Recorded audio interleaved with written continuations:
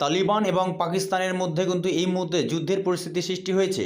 তার কারণটা হচ্ছে সবার প্রথমে কিন্তু পাকিস্তানি এয়ারফোর্স আফগানিস্তানের বেশ কিছু সীমান্তবর্তী এলাকায় এয়ার স্ট্রাইক চালায়। এতে প্রায় অন্তত ৪৬ জন সাধারণ মানুষের প্রাণহানি ঘটেছে।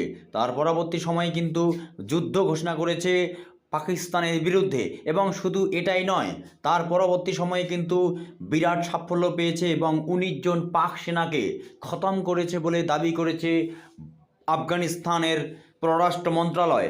এবং তার সাথে সাথে জানা যাচ্ছে যে এই মুহূর্তে যে যুদ্ধের আকার ধারণ করেছে, এতে কিন্তু খাইবার পাখতুনখোয়া সেটা হচ্ছে আফগানিস্তানের অংশ বলে মনে করছে তালিবান।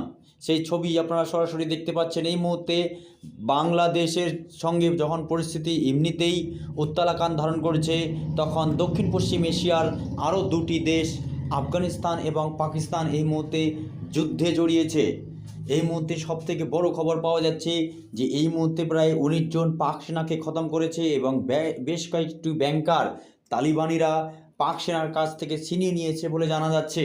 এবং তারা দাবি করেছে যে খাইবার পাখতুনখোয়া তাদের নিজস্ব এলাকা, এই বলে তারা কিন্তু যুদ্ধ আরও তোড়জোড় চালাচ্ছে যাতে আগামীতে সেই খাইবার পাখতুনখোয়া পাকিস্তানের কাছ থেকে নিয়ে নেয়। এবং বেশ কিছু সোশ্যাল মিডিয়ায় আফগানিরা তারা তাদের দাবি করছে যে অবশ্যই যাতে সরাসরি ভারত যাতে আফগানিদের সাপোর্ট করে এবং এই সুযোগে পাকিস্তানকে কড়াভাবে মোকাবিলা করা যায়। এবং তারা অনেক আফগানি আবার সোশ্যাল মিডিয়ায় পোস্ট করে দাবি করেছে যে একের পর এক ঘটনায় কিন্তু প্রমাণ হচ্ছে যে আফগানিস্তানের কাছে পাকিস্তান শুধুমাত্র সময়ের অপেক্ষা, যে কোনো সময় কিন্তু তারা দখল করতে পারে পাকিস্তানের খাইবার পাখতুনখোয়া। প্রথমে কিন্তু এয়ার স্ট্রাইক চালিয়েছিল পাক সেনা, তার পরবর্তী সময়ে কিন্তু উপযুক্ত জবাব দিল আফগান সেনা।